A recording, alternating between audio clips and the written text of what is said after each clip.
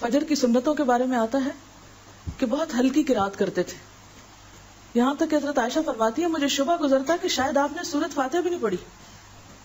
یعنی مختصر ترین. اس سے پہلے تہجد کی نماز طویل ترین ہوتی تھی. پھر آپ فجر کی سنتوں کی پہلی رکعت میں قل یا ایھا الکافرون اور دوسرے میں قل ھو اللہ پڑھتے تھے, اور قرات بھی تیز ہوتی تھی. حضرت جابر بن سمرہ بیان کرتے ہیں کہ رسول اللہ صلی اللہ علیہ وسلم نماز فجر میں سورۃ قاف والقرآن المجید اور اس کی مانند کوئی اور سورت پڑھتے تھے. یعنی زیادہ یہ پڑھتے تھے یا اتنے ہی سائز کی کچھ اور.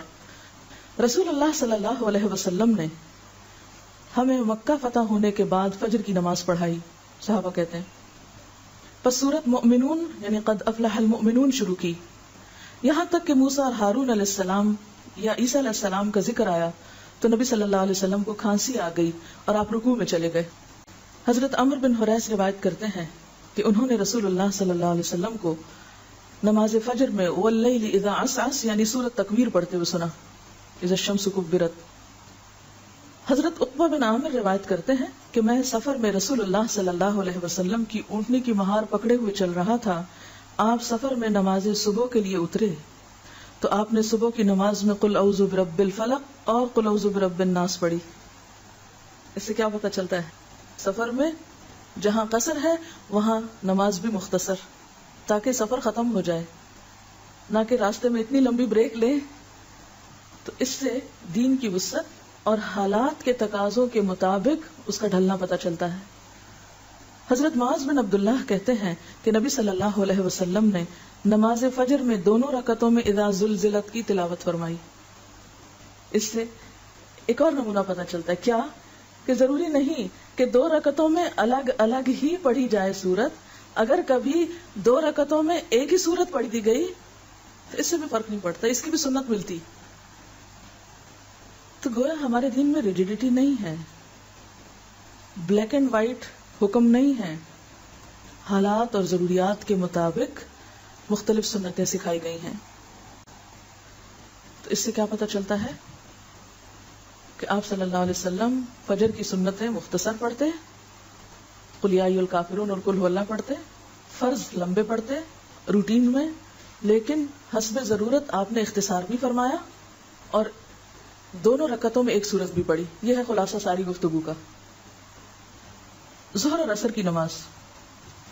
حضرت ابو قتادہ سے روایت ہے کہ رسول اللہ صلی اللہ علیہ وسلم ظہر اور عصر کی پہلی 2 رکعتوں میں سورۃ فاتحہ اور کوئی ایک سورت پڑھتے, پچھلی 2 رکعتوں میں صرف فاتحہ پڑھتے, اور کبھی کبھار ہمیں ایک آدھ آیت بلند آواز سے پڑھ کر سنا دیتے. حضرت جابر بن سمرہ روایت کرتے ہیں کہ رسول اللہ صلی اللہ علیہ وسلم ظہر میں واللیل اذا یغشا پڑھتے, واللیل اذا یغشا. ایک اور روایت میں ہے سبح اسم ربک الاعلی, یعنی ظہر میں واللیل اذا یغشا اور سبح اسم ربک الاعلی. حضرت جابر بن سمرہ کی ایک اور روایت میں ہے کہ نبی صلی اللہ علیہ وسلم کا ظہر اور عصر میں والسماء ذات البروج اور والسماء والطارق پڑھنا احادیث میں آیا ہے. اب یہ دیکھیں نا, ان صورتوں کے تقریباً سائز ملتے جلتے ہیں, والسماء والطارق, سبح اسم ربک الاعلی, اور اسی طرح والسماء والطارق اور والسماء ذات البروج, یہ ظہر کے لیے. اور عصر کے بارے میں آتا ہے کہ عصر کی نماز کی لینتھ ظہر کی نماز سے تقریباً نصف ہوتی تھی, یعنی عصر میں پڑھی جانے والی صورتیں پھر ظہر سے نسبتاً مختصر ہوتی تھی. مسلم کی روایت میں آتا ہے کہ ظہر کی آخری 2 رکعتوں میں 15 آیات کے برابر بھی آپ نے قرات کی ہے. یعنی یہ کوئی ایک ہارڈ اینڈ فاسٹ رول نہیں تھا کہ صرف سورۃ فاتحہ پڑھنی ہے, آپ نے کبھی کبھار آخری 2 رکعتوں میں بھی قرات کی ہے. ٹھیک ہے, یعنی دونوں طریقے ملتے ہیں. ایک طریقہ یہ بتایا نا کہ آپ صلی اللہ علیہ وسلم ظہر اور عصر کی پہلی 2 رکعتوں میں فاتحہ کے ساتھ سورت پڑھتے تھے. سورت کون کون سی؟ سبح اسم ربک الاعلی والسماء والطارق والسماء ذات البروج جیسی صورتیں. ٹھیک ہے, اور آخری 2 رکعتیں کیا تھی؟ سورت فاتحہ.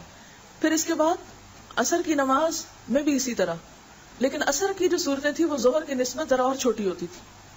کبھی کبھی آپ نے ظہر کی باقی 2 رکعتیں جن میں عموماً سورۃ فاتحہ پڑھی جاتی تھی اس میں بھی سورت پڑھی ہے. یعنی اس سے کیا پتہ چلتا ہے کہ ظہر کی باقی 2 رکعتوں میں اگر کبھی آپ نے سورت پڑھ لی تو کیا ہوگا؟ غلط نہیں ہوگا.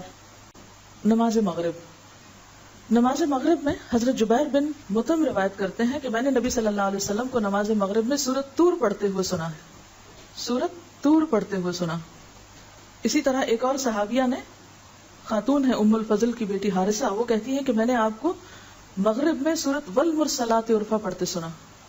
طور اور مرسلات ملتی جلتی ہیں سائز میں، لیکن آپ نے ہمیشہ مغرب کی نماز مختصر نہیں پڑھی، طویل بھی پڑھی ہے، حتیٰ کہ ایک روایت میں آتا ہے کہ آپ نے مغرب کی نماز سورۃ آراف کے ساتھ پڑھی اور اس سورت کو 2 رکعتوں میں پڑھ ڈالا، یعنی پورا کر دیا دونوں رکعتوں میں۔ لیکن یہ روز کا معمول نہیں تھا کہ مغرب میں آپ سورۃ آراف جتنی سورت پڑھیں۔ ایسا کیوں کیا؟ یعنی ضروری نہیں کہ مغرب ہمیشہ مختصر ہی ہوگی، مغرب طویل بھی پڑھی جا سکتی ہے۔ اس سے مغرب کا وقت بھی پتہ چلتا ہے کہ مغرب کا وقت عشاء سے پہلے تک رہتا ہے، اگرچہ افضل وقت جو ہے ابتدا کا ہے، لیکن اگر کوئی شخص شروع میں پڑھتا ہے اور پھر وہ طویل ہو جاتی ہے اور اندھیرا ہو جاتا ہے، جیسے فجر کی نماز میں اندھیرے سے روشنی ہو جاتی ہے، اسی طرح اگر مغرب میں روشنی سے اندھیرا ہو جاتا ہے، ذرا لمبی قرات کسی وقت ہو جاتی ہے، تو اس میں بھی حرج نہیں، اس کی رخصت ہے۔ پھر ہے نماز عشاء۔ حضرت براء بن عازب روایت کرتے ہیں کہ میں نے رسول اللہ صلی اللہ علیہ وسلم کو نماز عشاء میں والتین والزیتون پڑھتے ہوئے سنا، اور میں نے نبی صلی اللہ علیہ وسلم سے زیادہ خوش آواز کسی کو نہیں سنا۔ والتین والزیتون جو ہے یہ کتنی لمبی صورت ہے، عشاء میں والتین والزیتون پڑھا، کیوں؟ اس لیے کہ سارے دن کے لوگ کام کر کے تھکے ہوئے ہیں، اور آپ دیکھیں کہ آپ کی زندگی میں کوئی ایک روٹین کی زندگی نہیں تھی، ایک غزوے کے بعد دوسرا غزوہ، ایک مشکل کے بعد دوسری مشکل، اس میں پھر غیر معمولی حالات اکثر پیش آ جایا کرتے تھے۔ بلکہ اس کے برعکس حضرت معاذ نے جب لمبی صورتیں پڑھائی تھی تو آپ سخت ناراض ہوئے تھے، حالانکہ حضرت معاذ وہی حضرت معاذ ہیں جن کا ہاتھ پکڑ کے حضور صلی اللہ علیہ وسلم نے فرمایا تھا واللہ یا معاذ انی احبک فی اللہ، قسم کھا کے فرمایا تھا کہ اے معاذ میں تم سے اللہ کی خاطر محبت کرتا ہوں، اور دوسرے وقت میں اتنا سخت ڈانٹا تھا کہ شاید ہی اتنا زیادہ کسی کے ساتھ آپ ناراض ہوئے ہوں، لوگوں کو فتنے میں ڈال رہے ہو تم۔ تو یہ بھی آپ کی حکمت ہے کہ ایک وقت میں محبت کا اظہار اور بعض غلطیوں پر سختی سے گرفت، کیوں؟ اس لیے کہ اس میں لوگوں کی تکلیف تھی۔ حضرت معاذ بن جبل نے عشاء میں سورۃ بقرہ پڑھی، مقتدیوں میں سے ایک کھیتی باڑی کا کام کرنے والے نے سلام پھیر دیا، پھر اس نے رسول اللہ صلی اللہ علیہ وسلم کی خدمت میں حاضر ہو کر عرض کیا اے اللہ کے رسول صلی اللہ علیہ وسلم، ہم لوگ اونٹوں والے ہیں، دن بھر مشقت کرتے ہیں۔